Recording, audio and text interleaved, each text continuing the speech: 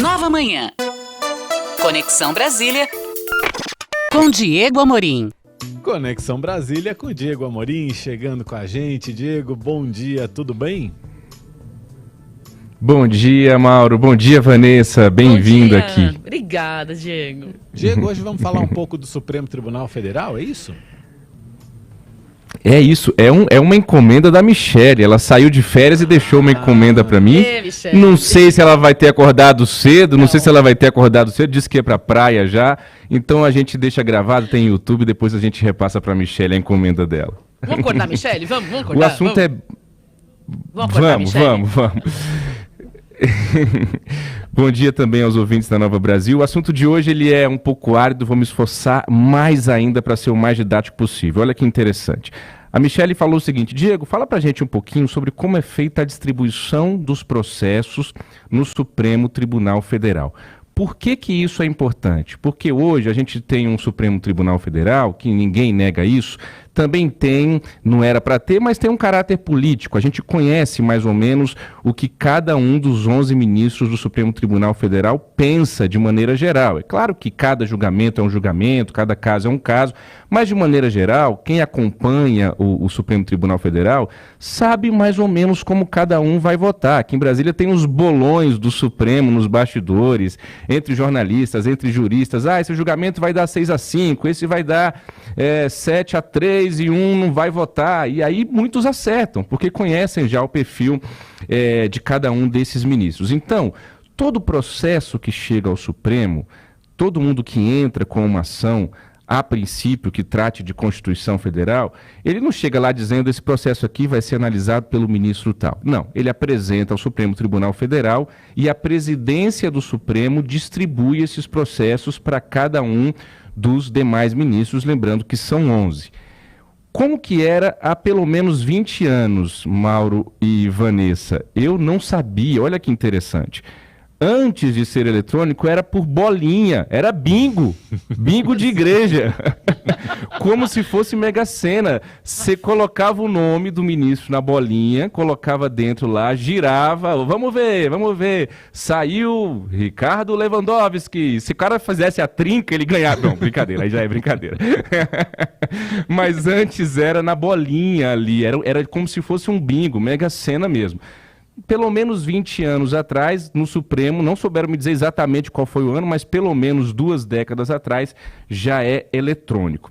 A distribuição ela é feita conforme o regimento interno do Supremo Tribunal Federal. Eu não vou ler os artigos porque é uma chatice, mas só para o nosso ouvinte saber, está lá entre os artigos 66 e 77 do regimento interno do Supremo. O que o Supremo diz? Eu falei ontem lá com o pessoal do Supremo Tribunal Federal oficialmente. O presidente do Supremo não participa desses sorteios, com exceção de casos isolados, como suspensão de liminar, aí é o presidente do Supremo que se pronuncia. Análise de repercussão geral, ou seja, quando um assunto vai valer para todo mundo ou não, se isso vai ser repercussão geral ou não, isso também é o presidente do Supremo que decide. Tirando isso, são 10 ministros que participam desse sorteio. Há um negócio chamado Instituto Processual da Prevenção.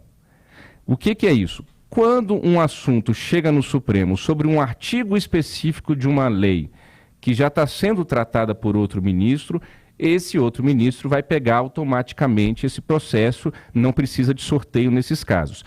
Mas o Supremo diz que não é uma questão assim de temas, tudo que for referente à pandemia vai cair com um ministro só. E de fato foi assim, não foi tudo da pandemia que caía com um ministro só.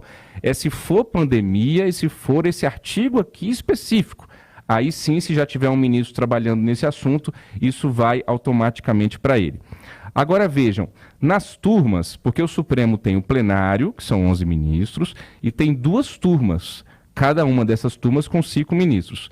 Nas turmas, essa aleatoriedade do sorteio fica ainda com poucas possibilidades, só são 5 ministros. Então, o Supremo Tribunal Federal reconhece e admite que as defesas, os advogados, as partes que acionam o Supremo, tentam sim escolher o ministro que vai analisar o caso.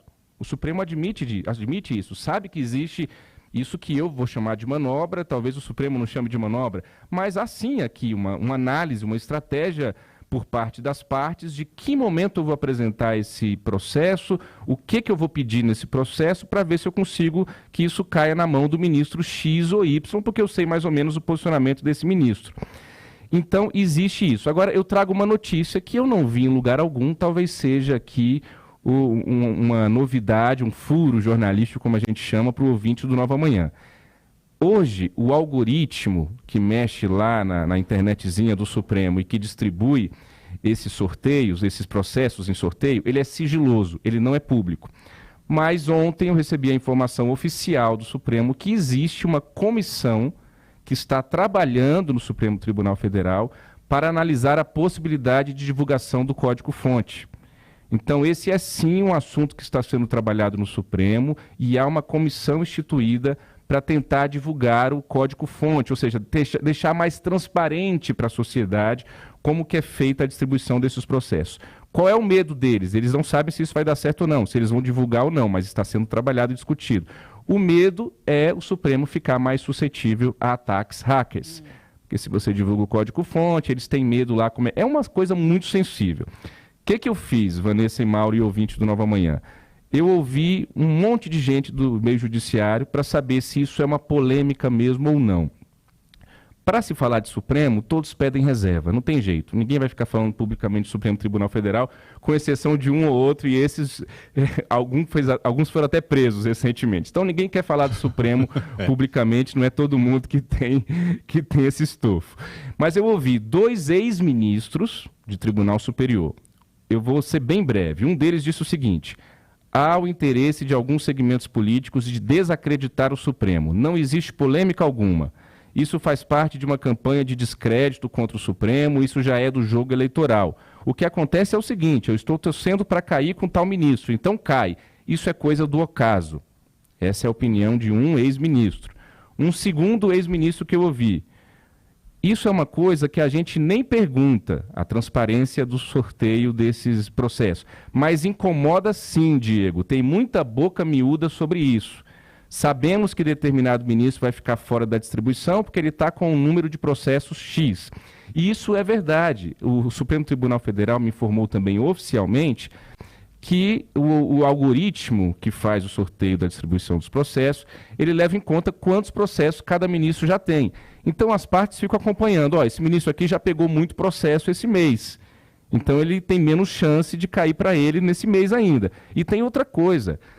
Dos 11 ministros do Supremo, 3 acumulam também o TSE, o Tribunal Superior Eleitoral. Então 3 ministros do TSE são também ministros do Supremo. E olha que interessante, eu também não sabia. Esses ministros, como eles já têm 2 trabalhos acumulados aí, eles também têm menos chance de pegarem processos pelo algoritmo do Supremo Tribunal Federal. Eu também ouvi um procurador do Ministério Público que me disse o seguinte: o problema é que muitas vezes esses critérios não são tão transparentes. Há uma forçação do critério do Instituto da Prevenção, que é aquela história de se já tem um assunto sendo tratado no Supremo nesse sentido, esse processo vai automaticamente para aquele ministro. E aí esse procurador falou: a verdade é que a gente não tem muito acesso, mas não fala muito isso publicamente. Teoricamente, o sorteio é para ser randômico, ou seja, aleatório, mas acredito que há sim uma margem para ajustes. Essa é a opinião de um procurador do Ministério Público. Um representante de uma entidade de um Ministério Público me disse o seguinte: existe polêmica sim, Diego, porque esse é um sistema muito antigo. A gente brinca no meio jurídico que tem um duende embaixo do computador do Supremo. Aí ele diz: alguém tem prova de algo? Não tenho cabelos brancos suficientes para não acreditar em teoria conspiratória. Se tivesse algo errado, isso já teria sido vazado depois de tanto tempo. Mas que tem alguma coisa naquele algoritmo, tem. Foi o que me disse um representante de uma entidade do Ministério Público. E para finalizar, eu ouvi 2 advogados de peso. Um ligado ao governo Bolsonaro, ou seja, eu tentei ouvir gente de todos os lados para tentar ver uma visão bem global, e outro, um advogado que cuida só de causas internacionais no Supremo. Um deles, o ligado ao Bolsonaro, me disse: Diego, isso é sorteio aleatório, pare de coisa, não existe polêmica, isso é coisa de quem quer desacreditar o Supremo. O que tem lá é o Instituto Processual da Prevenção. Repito que é aquela história que eu já falei aqui. O outro advogado me diz o seguinte, também ele acredita na aleatoriedade. O que acontece, Diego, é azar de um ministro pegar mais de 1, 3, 4 projetos polêmicos por mês. E ele me finaliza dizendo o seguinte, processos contra o Bolsonaro, por exemplo. Aí a pessoa pode falar, caiu com Alexandre de Moraes, tem alguma coisa aí. E ele me chamou a atenção, Diego, coloque no sistema do Supremo Bolsonaro e veja com quem estão processos relacionados ao Bolsonaro. Com todos os ministros. Só que vai virar notícia o do Alexandre de Moraes, ou então se cair com Cássio Nunes Marques ou com André Mendonça, que foram indicados por eles.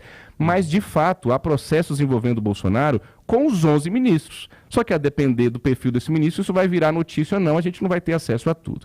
Enfim, esse é o contexto e toda a história. Lembrando, então, que eu trago esse pequeno furo hoje aqui de que existe uma comissão do Supremo trabalhando a possibilidade de tornar mais transparente essa questão da distribuição dos processos no Supremo. Mauro e Vanessa. Que aula, hein? Muito bom, Diego. Muito obrigado aí por toda essa explicação, pelo furo também. E, claro, quanto mais transparência, melhor. Né? Quanto mais transparência, melhor. Mas, assim, ficou muito, muito bem explicado e todos os lados da história aí contemplados. Diego, muito obrigado por hoje. Até amanhã. Maravilha. Até amanhã, Diego. Obrigado, até amanhã. Bom dia, tchau, tchau. Bom dia.